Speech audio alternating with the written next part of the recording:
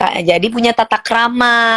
Lu jangan giliran gue kata-katain lu boti, lu katain orang boti, lu katain homo, lu masuk-masuk ke rumah orang kagak sopan. Sama aja. Kenapa gue bisa ibaratnya meludah di makanan orang? Orang itu meludah duluan atau gimana? Nah, gitu. Yakin gue ngeludahin makanan orang kalau nggak orang itu nggak ngeludahin makanan gue dulu? Kamu baik sama saya lebih baik ke kamu. Kamu kurang ajar sama saya lebih kurang ajar sama kamu. Simple sih. Kamu kalau pingin dihargai sama orang, kamu hargai orang dulu. Tapi kan itu makanan. Pertanyaannya siapa yang memulai? Kan gitu. Kalau kamu sopan, saya segan. Kamu kurang ajar, ya saya bisa kurang ajar. Lebih kurang ajar malah-malah. Kamu tanya sama teman-teman wartawan seluruh Indonesia yang kenal sama Dewi Persik. Mas, pernah nggak Dewi Persik ibaratnya marah-marah sama orang tanpa ujung? Pasti ada yang memulai. Teman-teman wartawan sama aku baik, ayo mas, masuk ke kamar, masuk ke rumahku mas. Silakan mas, padahal mereka udah ada yang beritanya nggak bagus, ada yang menggiring opini, tapi tetap karena mereka, Mami DP, aku mau wawancara dong. Oh iya, ya mau wawancara apa? Karena mereka baik. Ya udah aku jawab, oh wawancara ini oke. Tapi coba kalau misalkan mereka marah-marah atau sudah gitu gedor-gedor, ya pasti aku juga marah. Tergantung siapa yang kita hadapi. Gitu ya. Sardiono, kamu jangan baper, saya tegas. Saya tuh selalu kalau misalkan ngomong, itu kalau misalkan berbicara tentang apa yang benar, apa yang tidak benar, saya tuh memang seperti itu. Seperti ini, tidak bisa yang sayang, jadi aku mau kasih tahu kalian ya, kalau ini pengalian isu guys, hati-hati, ini cuma pengalian isu tentang pemerasan. Ya, ini cuma pengalihan isu tentang pemerasan. Betul Mas David, Koko David. Ya, ini cuma pengalihan isu tentang pemerasan. Kita tetap fokus sama pemerasan. Karena apapun yang menyangkut Dewi Persik itu viral. Apapun yang menyangkut Dewi Persik itu pasti viral. Tegas apa sih? Ya, tegas lah Zulfitriati. Masa kamu nggak ngerti tegas? Anak SD aja ngerti tegas itu apa. Kalau kamu nggak sekolah ya nggak tahu ceritanya. Ya.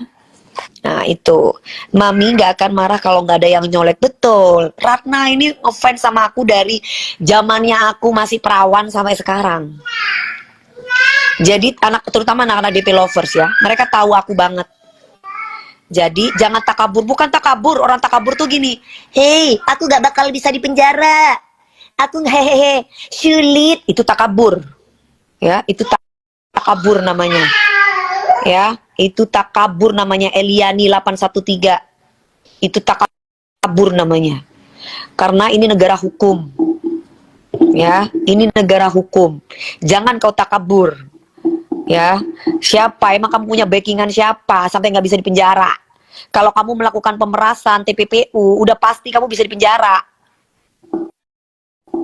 Ngerti? Makasih Teh David, makasih Koko David.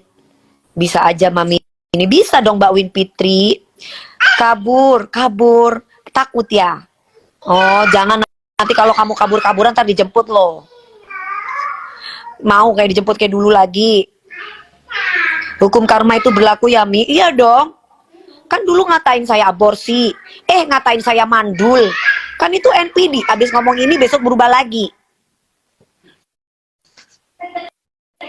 Ngomong kalau bisa jangan hamil di luar nikah. Tiba-tiba dia mengesahkan hamil di luar nikah. Terus tiba-tiba dia taruh bendera pelangi gini. Apa?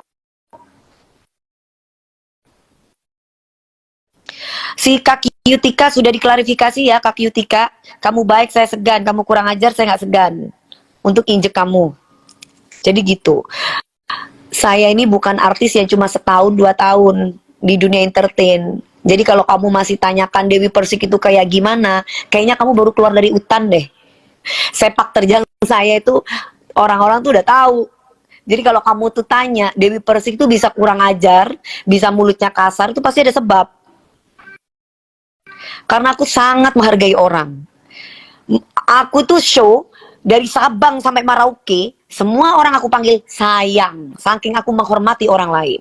Tapi kalau sampai aku bilang kata-kata setan, kurang ajar, itu berarti tandanya orang itu kurang ajar sama saya.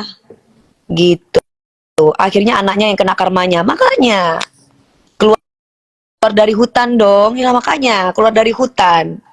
Saya nggak tahu siapa Anda buktinya. Apa nggak ngerti aku, kamu kalau ngetik yang benar. Ya, kamu kalau ngetik yang benar, lapor aja Mia. Ini aku lagi tanyain sama Bang Sandi. Bang Sandi, saya mau tanya sama Bang Sandi.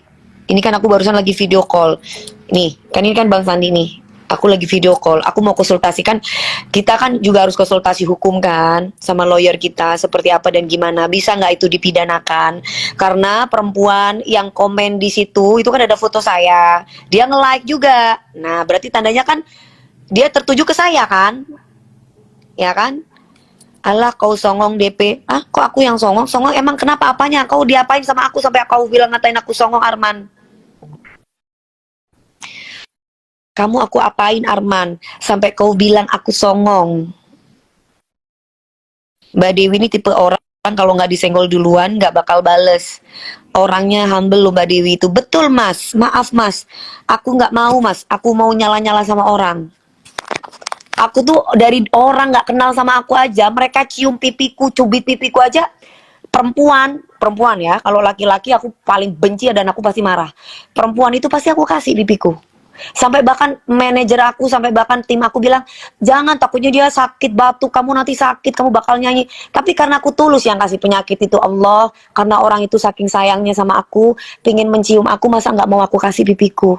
Orang aja pingin peluk sama aku peluk. Orang aku nggak kenal sama dia, Mami DP peluk aku, cium aku kasih kok. Tapi kalau orang itu udah kurang ajar sama aku, ya aku bisa ludahin mukanya, aku jangankan makanan, mukanya aja bisa aku ludahin.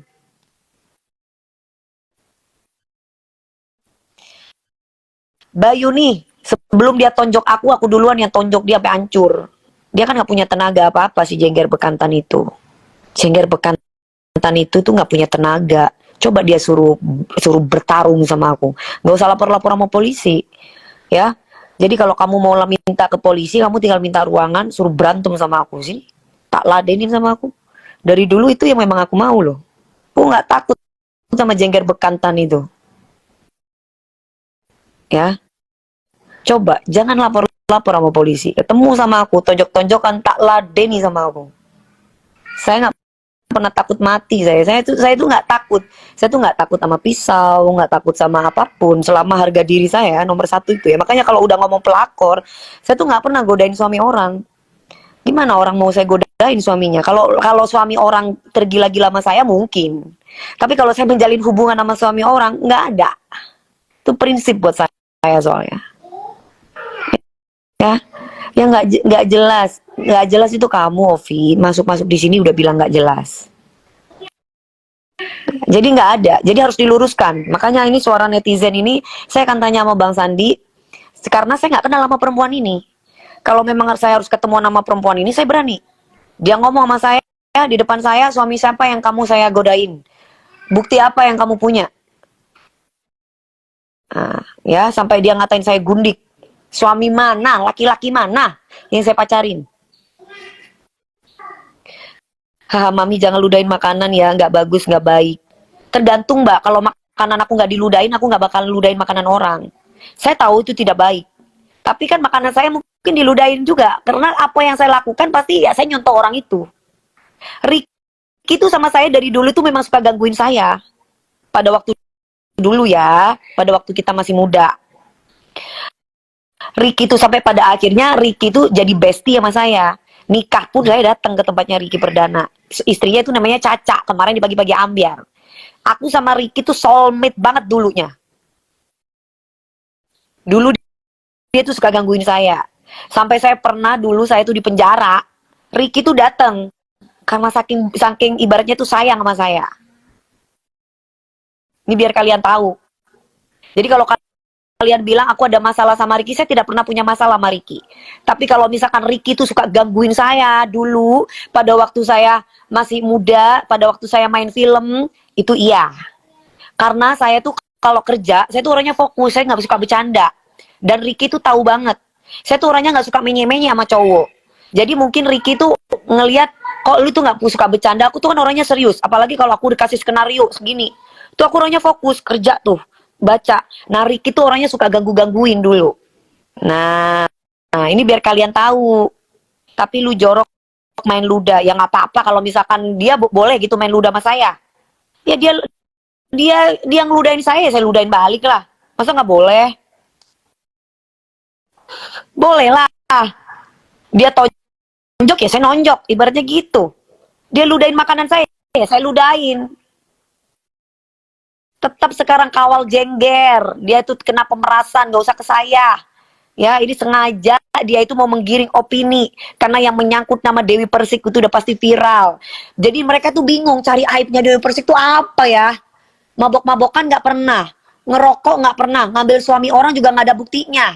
Aborsi juga nggak pernah, ngomong doang. Mandul diomongin mandul juga karena memang aku punya prinsip untuk saat ini memang belum pengen punya anak. Jadi bingung mereka. Ya Sophia, Sophia ini kenapa pada marah-marah ini Sophia Silon ini. Sophia kamu kenapa Sophia? Coba Sophia live sama aku Sophia. Ini aku pinin kamu live sama aku ya. Kamu kenapa marah-marah dari tadi saya ngoceng lah kok di decline. Ah kamu tuh cemen Sophia. Kamu cemen Sophia. Diam sudah nggak butuh validasi. Kamu yang diem Mbak Ana. Ya, kamu yang diem. Ini kan rumah saya. Kok kamu yang marah-marah di rumah saya? Yang harusnya saya nyuruh diem tuh saya ke kamu. Ngapain kamu masuk ke rumah saya, ngata-ngatain saya, nyuruh ngatur-ngatur saya? Nggak punya sopan santun itu namanya Mbak Ana. Kalau kamu punya sopan santun, kamu masuk ke sini, kamu bilang, "Hai Mami DP, apa kabar? Mami semangat ya." Nah, kayak gitu. Nah, itu baru benar. Ini datang di sini ngata-ngatain, ngatur. Tuh gimana ceritanya? Mbak Ana, coba Mbak Ana. Coba Mbak Ana kenapa? Mbak Ana, Mbak Ana merasa terganggu sama saya. Ya, coba Mbak Ana coba live sama saya Mbak Ana. Mbak Ana, jangan ngetik, capek lo ngetik Mbak Ana. Enakan live bareng deh. Ana tidak punya identitas. Coba Mbak Ana. Mbak Ana enakan live lo, jarang-jarang lo aku tuh ngajakin live orang. Kan enak bisa ngobrol sama saya, coba. Kenapa? Hah? Kenapa kamu kok tiba-tiba ini nyerocos ngatur-ngatur saya? Han? Ana? Ana? Enggak bukan kamu ini lo, Ana ini lo. Ana ini kenapa kok ngamuk-ngamuk? Nah, Ana. Ana? Kosong. Iya kosong, nggak ada duitnya. Soalnya duitnya 4M udah diambil. Harus dipulangkan 20M juga. Kosong jadinya. Nggak isi dompetnya.